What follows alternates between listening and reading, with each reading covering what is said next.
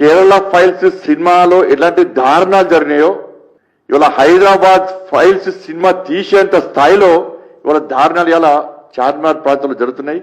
పాత బస్తీలో కొన్ని స్కూల్స్ను ముఖ్యంగా హిందువుల యొక్క స్కూల్స్, హిందూ అమ్మాయిలు ఎక్కువగా చదివే స్కూల్స్ కాలేజ్ టార్గెట్ చేసుకొని ఒక డ్రగ్స్ మూట, ముస్లిం యువకులకు సంబంధించి ఒక డ్రగ్స్ మూట 14, 15, 16 సంవత్సరాల యొక్క మైనర్ అమ్మాయిలను ట్రాప్ చేసి వాళ్ళ జీవితాలను సర్వనాశనం చేస్తున్నటువంటి దారుణ సంఘటనలు ఇవాళ ఈ చార్మినార్ ప్రాంతంలో జరుగుతున్నాయి.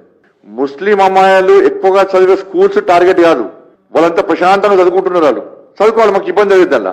కానీ ఎక్కడైతే హిందువుల యొక్క స్కూల్స్ ఉన్నాయో, హిందూ అమ్మాయిలు ఎక్కువగా ఉన్న స్కూల్స్ కాలేజెస్ ఉన్నాయో వాటిని టార్గెట్ చేస్తున్నారు. ఫస్ట్ ఒక అమ్మాయిని ట్రాప్ చేశారు. ట్రాప్ చేసి అమ్మాయిని ఒక ఫంక్షన్ పేరు మీద పిలిపించి, ఒక ముస్లిం అమ్మాయి బర్త్డే అని పిలిపించి తక్కువ డోస్ తో డ్రగ్స్ తో కూడా చాక్లెట్ ఇచ్చిన అమ్మాయికి. ఇది మెల్లమెల్లగా అమ్మాయికి ఆ డ్రగ్స్ డోసు పెంచి అలవాటు చేసి ఆ అమ్మాయిని దాదాపు 6 రోజుల పాటు ఎత్తుకపోయారు. అమ్మాయిని 6 days ఎత్తుకపోయి అమ్మాయికి డ్రగ్స్ అలవాటు చేసి అదే అమ్మాయిని లోపరుచుకొని డ్రగ్స్ ఇచ్చి నగ్నంగా వీడియోలు తీయడము, శారీరక దోపిడీ చేయడము. మీరు బయటికి పోయి ఏమన్నా చెప్తే ఈ వీడియోలు సోషల్ మీడియాలో పోస్ట్ చేస్తాం, మీ అమ్మానాలను చంపేస్తాం. 6 days తర్వాత ఆ అమ్మాయిని మళ్ళా తీసుకొచ్చి పోలీస్ స్టేషన్ దగ్గర వదిలిపెట్టారు. కాలనీ వాసులు అందరూ కూడా ఏం జరిగింది ఏందని వాళ్ళ పేరెంట్స్ ప్రశ్నిస్తే ఆ అమ్మాయి చెప్పిన విషయం ఏంటంటే, ఆ అమ్మాయి దాదాపు 9 మంది అమ్మాయిల పేరు చెప్పింది. ఇది నా ఒక్కదానికి సంబంధించిన ఇష్యూ కాదు, నేను చూసినప్పుడే నాకు తెలిసే దాదాపు 9 మంది అమ్మాయిలు అని చెప్పి 9 మంది అమ్మాయిల పేర్లు చెప్పింది. ఇట్లా 100 మంది అమ్మాయిలు ఇవాళ అమ్మాయిలను ఈ రాకెట్ తీసుకుపోయి అన్ని రకాలుగా వాడుకొని ఏ విధంగా ఇబ్బంది పడుతుందో ఆలోచించాల్సిన అవసరం. దీనికి సపోర్ట్ ఎవరు? పోలీస్. ఏ ఎఫ్ఐఆర్ లో కూడా వాళ్ళ పేర్లు ఆదిల్ అలియాస్ అజీజ్ అని చెప్పి ఇక్కడ ఏ ఎఫ్ఐఆర్ పేరు లేదు. బాజాప్త అమ్మాయిల పేర్లు చెప్తున్నారు కానీ ఎఫ్ఐఆర్ లో ఏ ఒక్క వ్యక్తి పేరు లేదు. ఇన్ని సంఘటనలు జరిగితే ఎఫ్ఐఆర్ చేస్తున్నారు, ఎఫ్ఐఆర్ క్లోజ్ చేస్తున్నారు, ఎఫ్ఐఆర్ చేస్తున్నారు, క్లోజ్ చేస్తున్నారు. ఒక్కరి మీద యాక్షన్ లేదు, ఒక్కరిని అరెస్ట్ చేయలే. ఒక పోలీస్ అధికారి అంటాడు, ఇది కామన్, నీ ఇంట్లో నీ బిడ్డకో నీ చెల్లెకో అయితే నీ కామన్ అనుకుంటావు, కానీ పరాయి అమ్మాయిలు మాత్రం పోవాలి. ఇది మీ ప్రవర్తన, మీ పాలసీ. ఇది దీనికి కారణం ఎవరు? వీళ్ళు పోయిన వెంటనే ఒక్కరిని పట్టుకొస్తారు.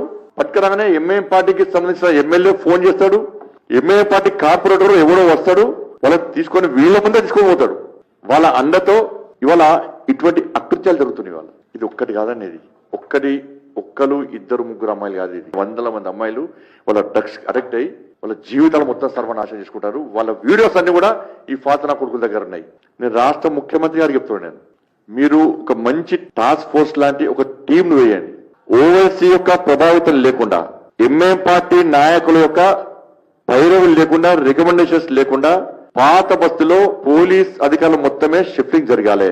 బదిలీలు చేయండి, యుద్ధ ప్రాతిపదికన జరగనియండి. ఇది ఎవరి ఒత్తిడికి రాష్ట్ర ప్రభుత్వం లోను కావద్దు. రాష్ట్ర ముఖ్యమంత్రి స్వయాన హోంమంత్రి ఈ రాకెట్ ఎవరు నడుపుతున్నాడు, ఎంతమంది దీనిలో సభ్యులు, దీనికి ఎవరు సపోర్ట్ చేస్తున్నారు, తెర వెనుక ఎవరున్నారు, దీనికి సపోర్ట్ చేసి ఇన్ని రోజులు పట్టించుకోకుండా ఆ ఫాల్తు గాళ్లకు సపోర్ట్ చేసిన పోలీస్ అధికారులు ఎవరు, వాళ్ళందరి మీద క్రిమినల్ కేసులు పెట్టి వాళ్ళని వెంటనే సస్పెండ్ చేసి అరెస్ట్ చేస్తే తప్ప ఈ సమస్యకు పరిష్కారం దొరకదు.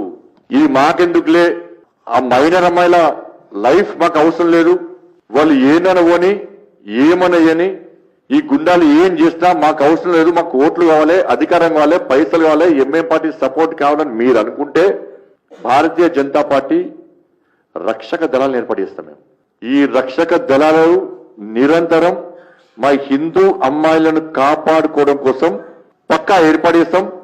మేము కవాతు నిర్వహిస్తాం, పక్కా 100% పాత బస్సులో కవాతు నిర్వహిస్తాం. దాని ద్వారా అక్కడ ఉన్న హిందూ సమాజంలో ఒక భరోసా కల్పించడానికి, ఈ కుతంత్రాలు చేసే ఫాల్తనా కొడుకులకు ఒక హెచ్చరిక జారీ చేయడానికి, అరే మీకు పోలీస్ మీ వైపున్నా, ఈ ప్రభుత్వం మీ వైపున్నా, ఎంఐ పార్టీ మీ వైపున్నా, మేము మిమ్మల్ని అడ్డుకోవడానికి సిద్ధంగా ఉన్నామని చెప్పి, హిందూ సమాజాన్ని కాపాడడానికి సిద్ధంగా ఉన్నామని చెప్పి ఒక హెచ్చరిక జారీ చేయడానికి పక్కా పాత బస్సులో హిందూ యువకులు అందరూ కూడా కవాతు పక్కా నిర్వహిస్తాం. ఇది జరిగి తీరుతుంది. ఆ అవకాశం మాకు ఇవ్వద్దని చెప్పి రాష్ట్ర ముఖ్యమంత్రి చెప్తున్నాను. వందల మంది అమ్మాయిల జీవితాలను నాశనం చేస్తే రాష్ట్ర ముఖ్యమంత్రిని ఇంటర్వ్యూ అయింది. నాతోని పాత బస్తీని కాపాడడం కాదు అని రాష్ట్ర ముఖ్యమంత్రి స్పష్టంగా చేయమని చెప్పండి.